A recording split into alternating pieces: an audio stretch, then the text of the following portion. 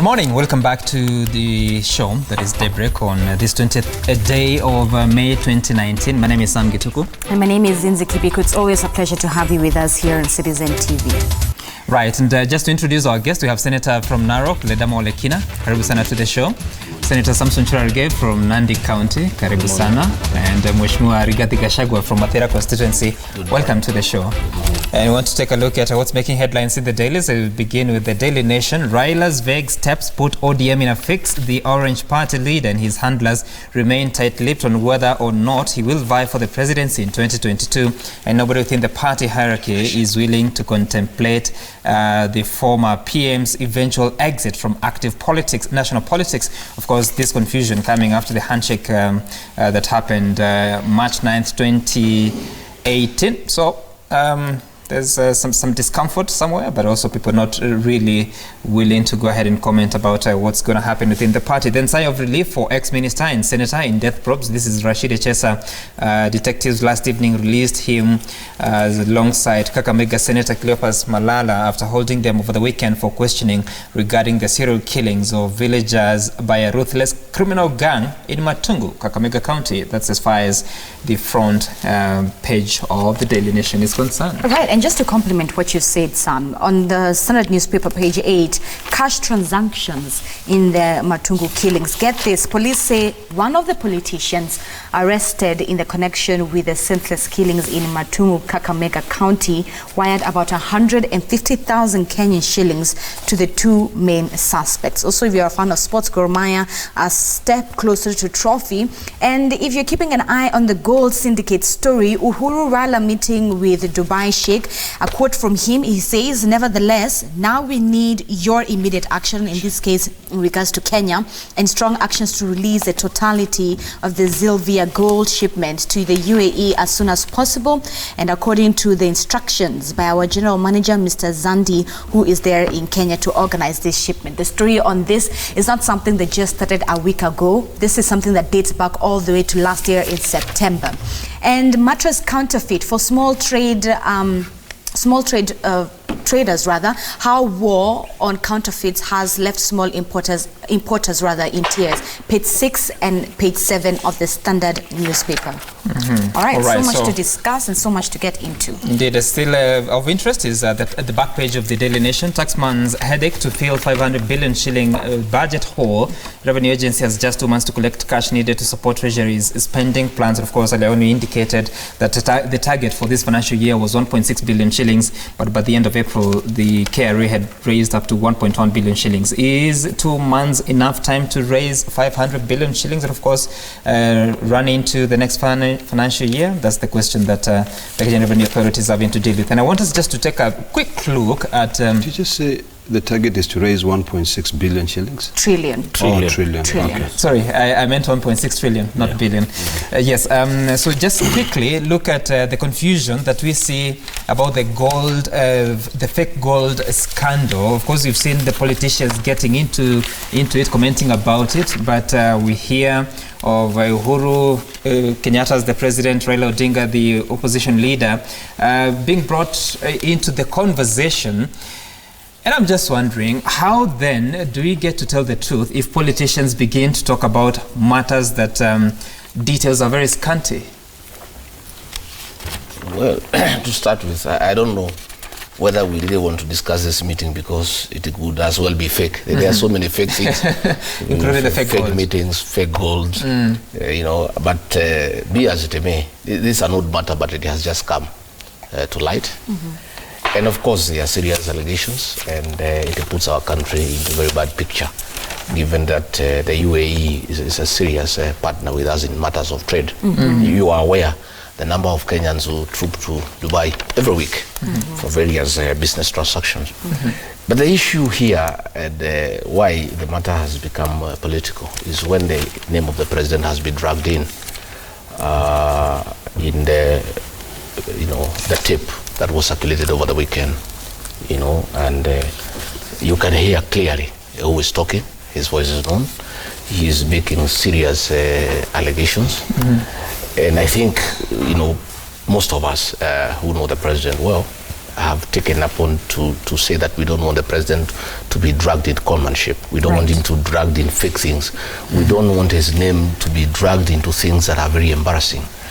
And we are saying those people who came to shake hands with us, they did well. But if this is what they are bringing to us, we are quite uncomfortable. And we are having a situation where people who have come to be associated with the president could be using that association to make money. These are serious allegations. And it's on tape. And the voice is authentic because this is somebody that we know. So it raises serious questions and, of course, for debate. Again, you are saying that politics have come into it.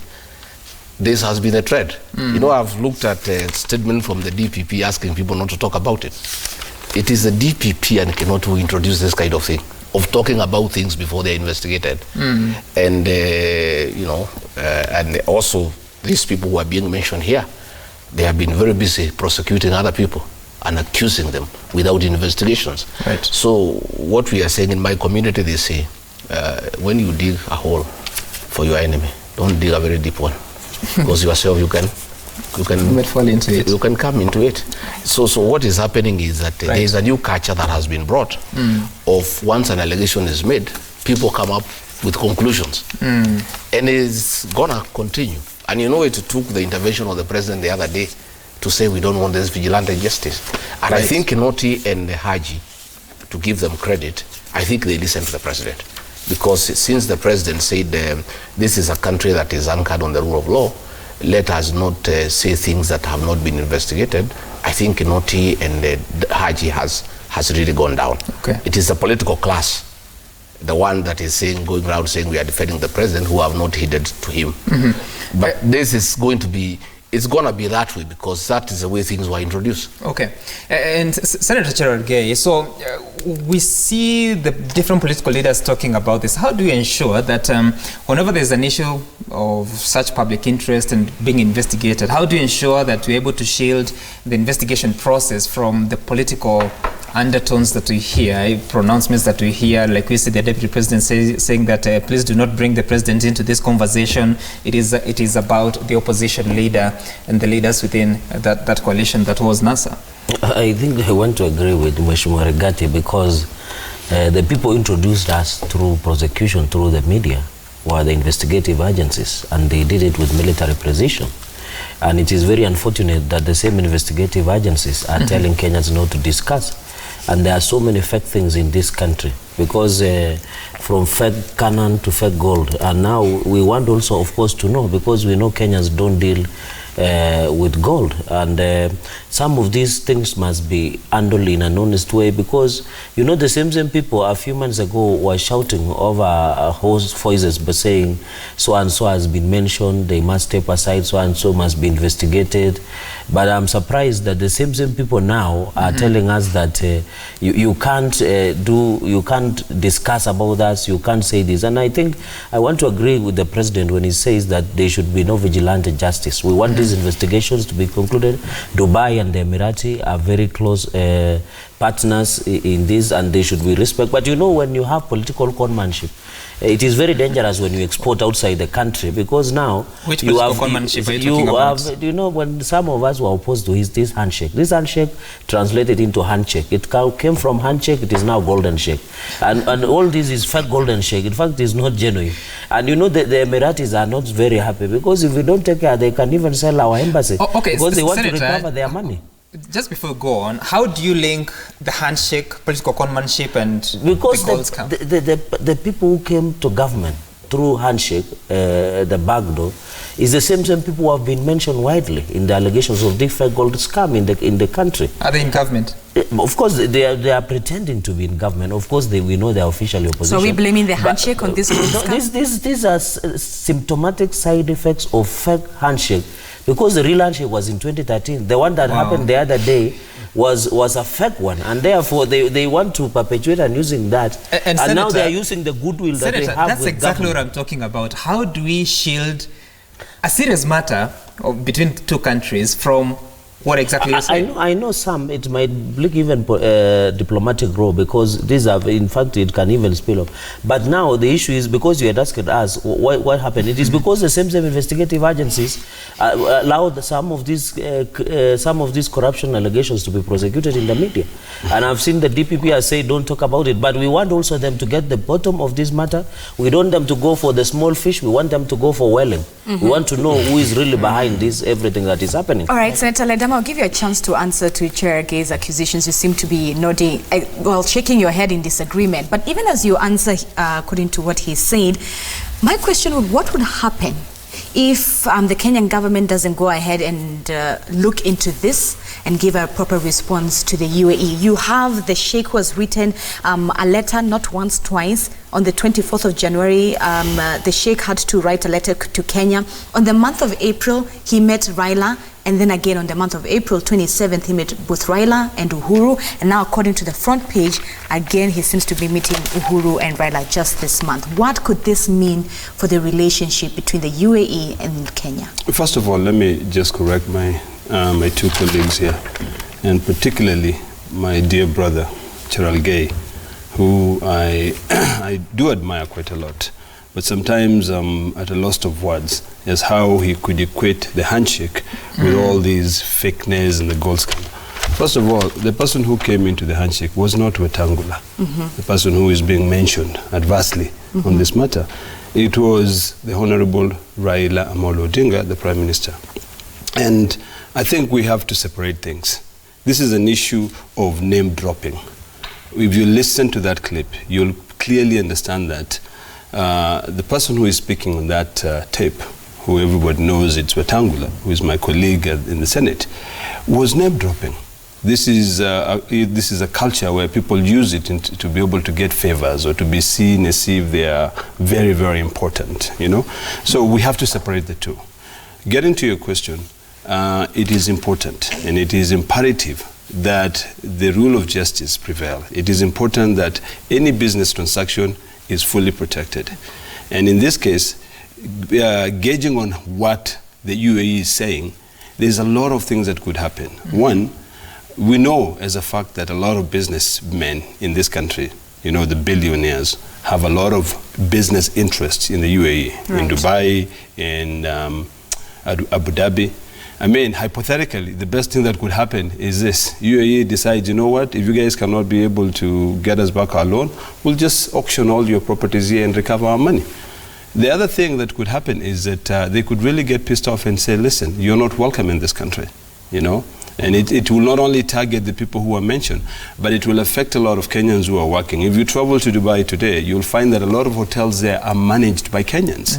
You know, there's so many families which could be devastated by such an act of commanship, you know. And this is why we say, you know, the only way we can be able to get to the truth is by us ensuring that if you commit a crime, you know, the due process of the law is followed, and you're brought into books. If you talk about what my two brothers are talking about, vigilante justice, I was particularly perturbed with the arrest of my colleague, Senator Malala, because that is indeed vigilante justice. You know, if the clip that was being circulated is anything to go by, when you hear what the policeman is saying, now you're under arrest. So you know, it's just ludicrous. Just also what my colleague Sam has said, then how do we separate the real story, be it the gold saga that we're just seeing, or even the killings in Kakamega, from politics, from politicizing it? You know, the thing that sells a lot, even in the media, is sex, alcohol, politics, and drugs. You know, so the media can play a key role in separating the two. Because people are sensational. People like to hear, you know, like, of course, my colleague and the team that is subscribed to would come in and say, oh, you see, the people who are talking about corruption are the same people who are involved in all these things, you know, until we have the true facts. Until we have the facts, there is no point of us prosecuting this matter in public. You know, I'm concerned that I read the press briefing by the DPP on the arrest of Senator Malala and the former CS for sports. And according to him, there was no proper investigation that was carried out. And we know very well that Article 157 of the Kenyan Constitution is the one that gives the DPP the powers to direct the Inspector General of Police to carry out an arrest or to investigate a crime. So I think what we need to do now is that we need to let the DPP carry on his task. We need to allow him to conclude before even any arrest is carried out. You know, in the US, there's something called the Miranda rights. You know, where you read your rights, you're told you have the right to remain silent. I believe we still have the same thing in this country. But when you see the way Senator Malala was arrested, it was like, you know, it was the same thing that the president is referring to as vigilante justice. Right. You know, so the only way we can separate is by ensuring that if indeed these are the facts, you know, the person who is being heard on the tape, being the man who is bringing everyone together, should be arrested immediately and dealt with. Okay. All right. Sam, I wanted to 30 seconds. Senator, that the connection with the handshake is very simple. Yes. That if Raila had not shaken hands with the president, nobody would say that Raila would talk to the president. What we are saying is the handshake is being used for gunmanship. Yeah, for you see, if there was no handshake, if it was the previous circumstance, when Raila was really in the opposition and we are on this side, Raila or nobody would say Raila would talk to the president. So we are saying the handshake and that association is being used by some people in that to take advantage. It's not you know, by bringing the name of the president and we don't know where else they have talked. So you know, this is just what has come. How does the public trust the political leaders who today they're at the podium speaking against corruption? That is the it. Next day That's what we are saying. These guys were having the high moral ground. Yes. They were shouting from the rooftops, Yes. accusing others. Now today they are here. They are silent. silent. Really, I think your question is not fair on this matter, because this matter is very specific. It's an individual. You cannot equate the entire political class. No. It's about the political class. You know, to the same dart. The people mentioned in the tape are politicians. Let me rephrase the question. Yes. You look at the politicians are the ones who speak against corruption and saying that action has to be taken. Yes. Next day, you hear allegations against specific politicians. So how does the public trust their political leadership to fight the war that they are speaking about? I think the question you're asking is quite broad. And I say this because of the fact that the way we have been able to encourage corruption in this country, the way we've been able to even get into leadership through corruption, the way we've been able to fuel sort of like our path by making sure that every weekend we come from Harambes, we go to Harambes because we don't have a clear working government. We don't have systems that work effectively. Even those systems that are put in place like the IFMIS, they are manipulated. So until we have the only way that the people will be able to trust the leadership is when we, the people ourselves, begin to to be able to practice what we are preaching. Okay. Because the corruption is not only on the top, the corruption is also with the small people down there. I think some, if you allow me. So you just broadening the question. question. He has talked about the arrest in Kakamega. He has talked about the arrest in Kakamega. And all this that is happening. What we need to do is get back to the way investigations are done. Investigations are done quietly and discreetly. Why Malala and HS were arrested is because of what Matiang'i talked. He went and said, we are going to get to the bottom of this matter. We don't care your status. It doesn't matter who you are. So his juniors followed what he was saying and wanted to go for people to be sensational. Then you release them. Why do you go ahead? Why do you go ahead to arrest people who are senior? Yes. You don't give them board. You hold them overnight, and you don't have proper evidence. What you do, I was in government for a long time. I was in the security sector. The way you used to work, and it was working well, you do investigations quietly, discreetly. Only when you have clear and irrefutable evidence, you bring somebody in. So you're saying CS Matiang'i? He's the one who incited. He's the one who incited the arrest. Yes, and you see, let me tell you something. This Matiang'i type of administration is what is going to bring a problem to this country. Where when you go to the podium, you are shouting, you are accusing everybody, nobody is good in this country, you are threatening, people in this country want affirmation. Senator, we'll give you a chance to say what you want to say after the break, but when we return, we'll be talking about a Huduma number. Of course, we understand that there was an extension for Kenyans to go and register. The extension was given on Friday by President Kenyatta, so we'll be looking at that and what happens next. The new deadline is 25th, that is this Saturday. Yeah. So what happens after that? Back in a moment.